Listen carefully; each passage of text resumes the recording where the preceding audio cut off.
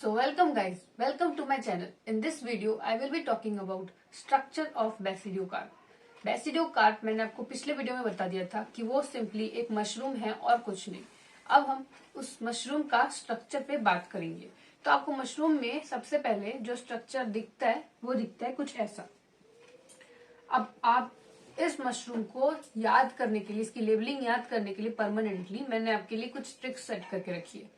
तो चलो उस ट्रिक्स के हिसाब से इसकी लेबलिंग हम करते हैं. देखो मशरूम तो आपको पता है, लेकिन उसको क्या बोलते हैं, उसके ऊपर वाले पार्ट को, अम्ब्रेला शेप पार्ट को, और जो चीज उसको मतलब बियर करती है वो अम्ब्रेला शेप पार्ट को बैलेंस करके रखती है, उन सब चीजों को क्या बोलते हैं ये सब आपको पता नहीं है. तो इनको पता करने के लिए मैंने एक ट्रिक आपके लिए रखी है.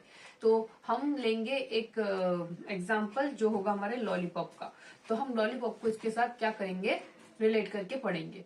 तो लॉलीपॉप में आपको क्या दिखता है, एक पाइप टाइप की चीज दिखती है, या फिर आप मान लो एक स्टिक टाइप की चीज दिखती है.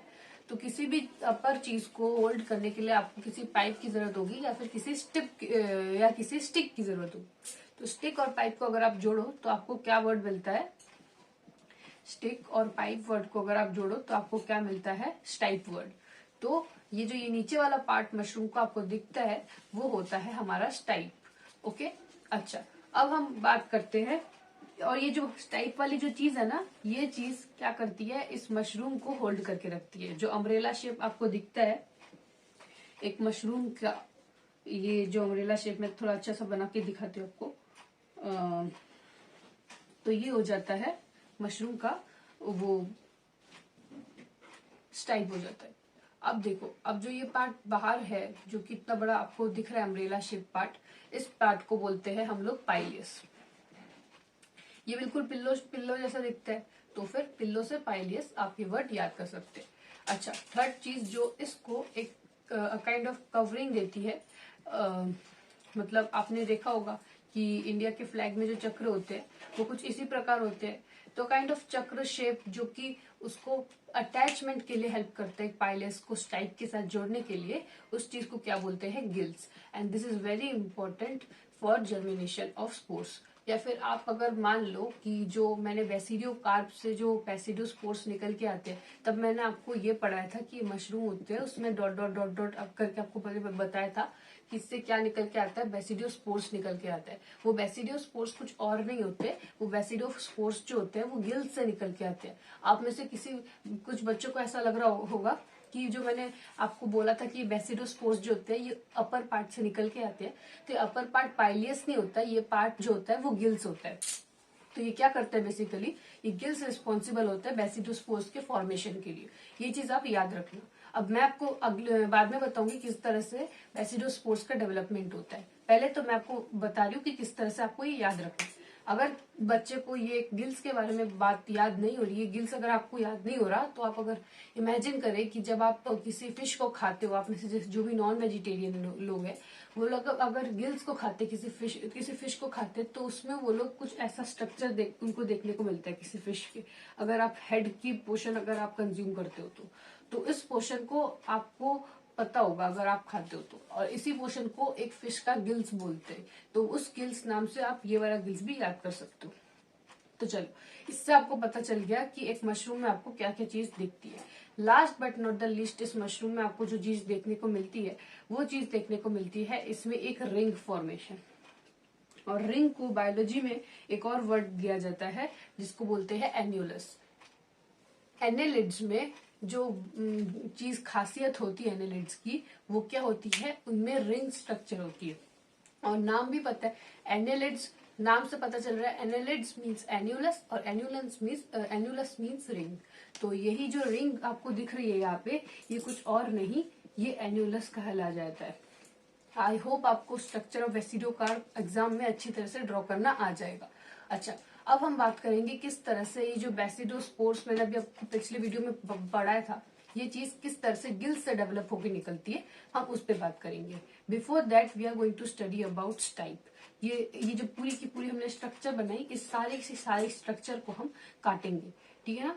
इसको काट काट के इसके एक एक स्ट्रक्चर पे बात करेंगे. तो सबसे पहले बात आती है स्टाइप की. हम सबसे पहले बात करेंगे स्टाइप. स्टाइप को अगर आप काटोगे तो आपको किस तरह का स्ट्रक्चर देखने को मिलेगा. चलो, अब हम स्टाइप को किस तरह से काटेंगे, एक तो कटिंग होता है कुछ इस तरह से और दूसरी कटिंग होती है कुछ इस तरह से। तो हम स्टाइप को काटेंगे इस तरह से, इस तरह से नहीं। तो इस तरह से कटिंग जो होती है उसको क्या बोलते हैं, ट्रांसवर्स सेक्शन। और जब हम इस तरह से इसको काटते हैं तो इसको क्या बोलते हैं, वर्टिकल सेक्शन।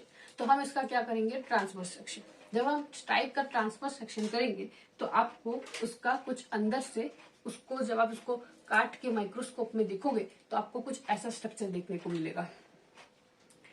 पहले तो मैं एक सर्कल टाइप का स्ट्रक्चर कर लेती हूँ सो दैट ये मेरे लिए बहुत सिंपल हो जाए ड्रॉ करना।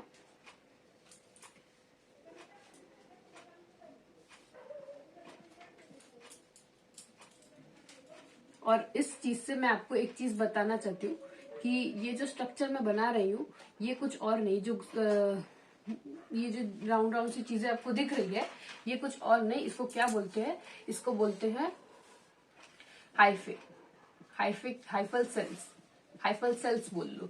ये सारे हाइफल सेल्स होते हैं जो कि बहुत ही ज्यादा कॉम्पैक्टली अरेंज्ड होते हैं in the outside, in the peripheral layers and inside the layer it is very loosely packed. ठीक है, ये सारी की सारी जो चीजें अंदर आपको दिख रही है स्टाइप के अंदर, ये सारी की सारी हाइफल सेल्स होती है, हाइफल सेल्स की बनी होती है। क्योंकि मैंने आपको बताया किस तरह से टर्शरी माइसीलियम का फॉर्मेशन होता है। और यही हाइफल सेल्स जो होते हैं, इनके जो बाहरी वाले रीजन होते हैं, उन बाहरी रीजन्स को क्या कहा जाता है, इनके बाहर के रीजन। देखो अब कोई इंसान अगर कोई इंसान है वो अगर बाहर से कोट पहनेगा तो उसको क्या, अगर कोई इंसान है वो अगर कोट पहनेगा तो उसको क्या बोलेंगे, उसके बाहर क्या है, उसके बाहर है कोट। तो इस स्ट्रक्चर का बाहर वाला जो हिस्सा है उसके बाहर वाले हिस्से को क्या बोलेंगे हम, कॉर्टेक्स। Cortex means coat. ठीक है, अच्छा अब अंदर मतलब इंसान है अंदर, तो अंदर इंसान है तो अंदर कौन है, मैं हूं, मतलब इंसान, मी। तो वो क्या बोलेगा, मेडुला, मतलब मी फॉर मेडुला।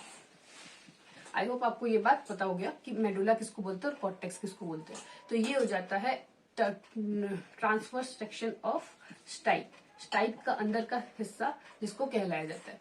अब हम बात करेंगे कि स्टाइप के बारे में हमने बात कर ली, अब हम बात करेंगे ऊपर का जो बस्ता वाला पार्ट है, जो पार्ट मैंने आपको पढ़ाया, ये वाला जो पार्ट है जिसको बोलते हैं हम पाइलेस। हम इस पाइलेस के बारे में बात करेंगे।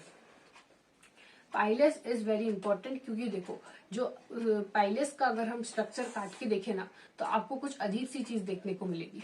आपको जैसा लग रहा है कि इस टाइप की तरह ही आपको हाइफल सेल्स का अरेंजमेंट दिखेगा, वैसा नहीं है। देखो क्यों पता है, क्योंकि यहाँ पे क्या होता है ना, जब आप इस पाइलेस को काटते हो तो आपको कुछ ऐसा स्ट्रक्चर देखने को मिलता है।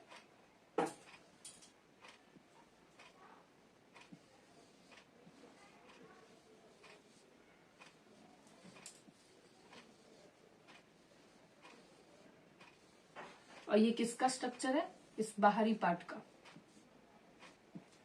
तो देखो क्या चीज आपको अलग लगेगी इसमें, वो ये है कि पाइलेस जो चीज है, पाइलेस के अंदर ये ट्रांसवर्स सेक्शन किसका है, पाइलेस का। और पाइलेस के अंदर जो चीज आपको दिखेगी ये अंदर की, उसको क्या बोलते हैं, स्टाइप। तो अब आप सोच रहे होगे स्टाइप तो आपने अभी पढ़ा था, अब ये स्टाइप इस पाइलेस के अंदर कैसे आ गया।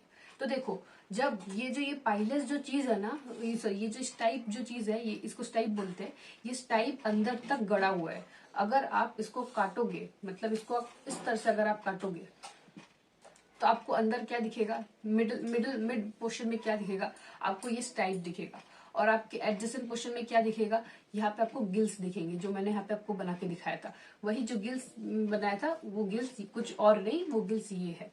और जो बाहर का पार्ट है वो आपको भी पता है कि वो इसके बाहरी हिस्से का रीजन है।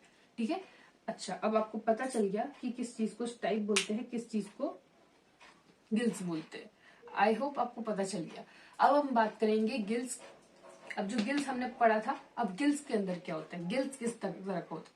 अब इसी गिल्स में जो मैंने आपको फ्लैशबैक में बताया था, मतलब इससे पहले बताया था कि जो बेसिडो स्पोर जो होता है, जो बेसिडो कार्प से निकल के आता है, उसके लिए क्या रिस्पॉन्सिबल होता है, उसके लिए गिल्स रिस्पॉन्सिबल होता है बेसिडो स्पोर्स को बनाने के लिए। तो अगर गिल्स रिस्पॉन्सिबल होगा तो किस तरह से वो रिस्पॉन्सिबल होगा, हम ना ही गिल्स का स्ट्रक्चर देखेंगे, हम ये भी देखेंगे कि गिल्स किस तरह से रिस्पॉन्सिबल है बेसिडो स्पोर्स को क्रिएट करने के लिए। तो सबसे पहले मैं इसको रब कर देती हूँ। अब हम गिल्स के बारे में पढ़ेंगे। तो गिल्स तो कुछ और नहीं, यही चीज होती है। तो चलो इसकी और भी मॉडिफाइड वे में चलते हैं। तो देखो क्या होता है, तो ये जो चीज होती है, ये वाली चीज, ये अगर आप इस तरह से समझोगे तो आई होप आपको बिल्कुल भी समझ में नहीं आएगी। क्यों? क्योंकि देखो आपको क्या करना पड़ेगा, इसको इस तरह से काटना पड़ेगा, इस गिल्स को, ये वाला टुकड़ा उठाना पड़ेगा। अगर आप इस टुकड़े को उठाओगे तो आपको कुछ इस प्रकार का स्ट्रक्चर देखने को मिलेगा। ठीक है, कुछ इस प्रकार का। ये तो मैंने 2 बना दिया, तो मान लो कि आप आपने 2 टुकड़े काट लिए, ठीक है ना, इस पार्ट पोर्शन को काट लिया, तो आपको इस तरह का गिल्स वाला स्ट्रक्चर देखने को मिलेगा। ये क्या हो गया? गिल्स हो गया।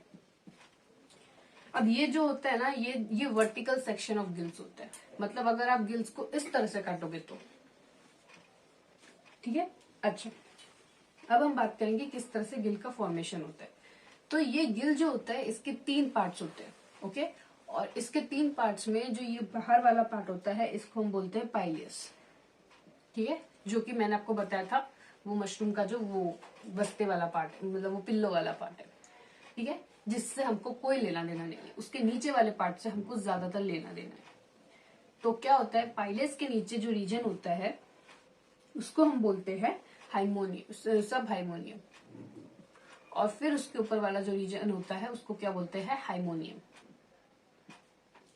अब इस सारी की सारी चीजों पे हम बात करेंगे, पूरे गिल्स की सारी स्ट्रक्चर पे हम बात करेंगे, ठीक है ना। फिर मैं आपको बताऊंगी किस तरह से स्पोर निकल के आता है इन पिक्टोरियल फॉर्म ऑफ व्यू।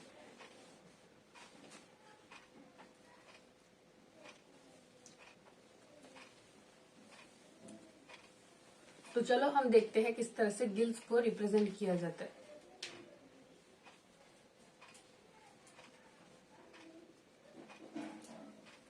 देखो गिल्स जो चीज है ना, ये जो मैंने आपको अभी काट के पढ़ाया, वो चीज थोड़ी सी आपको कॉम्प्लिकेटेड लग सकती है, लेकिन अभी जो चीज मैं आपको पढ़ाऊंगी वो चीज आपकी सारी डाउट्स को क्लियर कर देगी। तो देखो, जो गिल्स होती है वो मैंने आपको अभी तक ये बताया, ये होती है चीज, है ना। आपने इतना पढ़ा, लेकिन गिल्स की सच्चाई सिर्फ इतनी नहीं है। गिल्स के भी आपको 3 पार्ट्स पढ़ने होंगे। तो पहला तो पार्ट है जिसको हम बोलते हैं ट्रेमा। इसको मैं थोड़ा सा और बड़ा, मतलब ये वाले पार्ट को एक्सपेंड करके यहाँ पे पढ़ाऊंगी। तो ये वाला जो पार्ट है, अगर आप इसको इस तरह से ले, अगर आप इस चीज को इस तरह से ले, मान लो कि मैंने इस चीज को इस तरह से बना दिया, समझ रहे हो ना आप। तो इस चीज को जब मैं इस तरह से बनाऊंगी तो आपको क्या समझ में आएगा, वही चीज मैं आपको ड्रॉ करके दिखाऊंगी। तो देखो, सबसे पहले जो गिल्स होती है उसके मैं 2 साइड्स लूंगी। ये वाला रीजन भी लूंगी जो कि इस साइड में रिप्रेजेंटेड होगा, जो कि होते हैं ये वाले, और इस साइड से भी मैं लूंगी। तो आपको दोनों साइड से मिल गए, है ना। अब मैं इसको थोड़ा सा अच्छे से बनाऊंगी, प्रॉपर बनाऊंगी, क्योंकि मैं अब आपको अच्छे से समझाऊंगी कि किस तरह से आपको रिप्रेजेंट करना है एक गिल्स को। मतलब गिल्स के 3 पार्ट्स पे हम बात करेंगे पहले।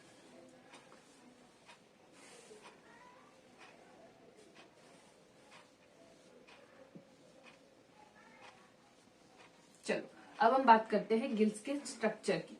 तो गिल्स के अंदर जो पार्ट होती है, सबसे अंदर वाली पार्ट, इसको हम बोलते हैं ट्रेमा।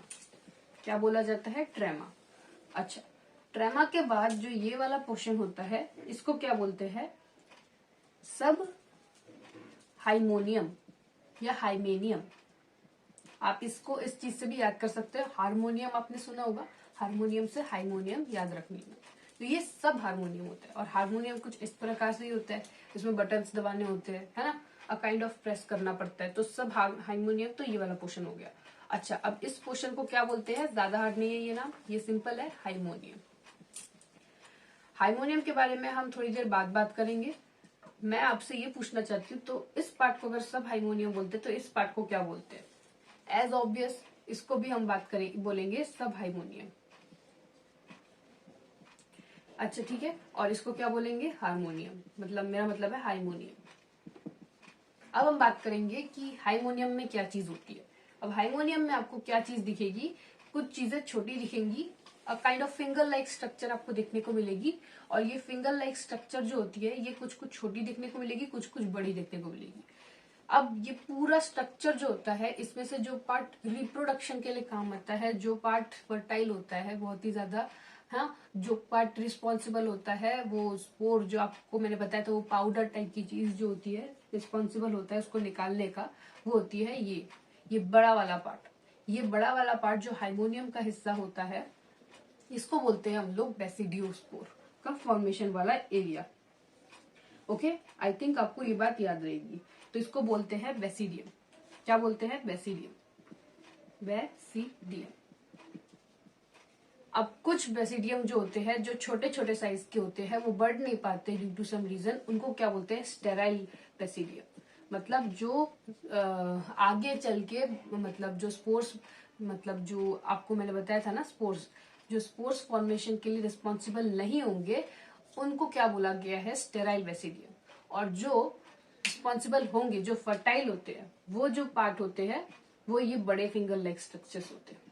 और यही बड़े फिंगर लाइक स्ट्रक्चर आगे चल के इसके 3-3 उंगलियां और होती है, सब उंगली मान लो, तो इनकी उंगलियां होती है, और यही इन्हीं उंगलियों के अंदर एक एक करके न्यूक्लियस इनमें प्रेजेंट होती है। और यही न्यूक्लियस आगे चल के, मतलब न्यूक्लियस क्या, काइंड ऑफ बेसिडो, देखो बेसिडियम के अंदर क्या प्रेजेंट होगी? बेसिडोस्पोर्स प्रेजेंट होंगी। और यही बेसिडोस्पोर्स आगे चल के ये मशरूम जो मैंने आपको पढ़ाया था, ये काइंड ऑफ गिल्स जो मैंने आपको पढ़ाया था बना के, तो इसमें से ये स्पोर्स जो होंगे जर्मिनेट करके निकल के गिरेंगे, एक अच्छे से फेवरेबल कंडीशन आने पर एक अच्छे से सॉइल पे उड़ के गिर जाएंगे, और यही से दूसरा मशरूम भी ग्रो हो जाएगा।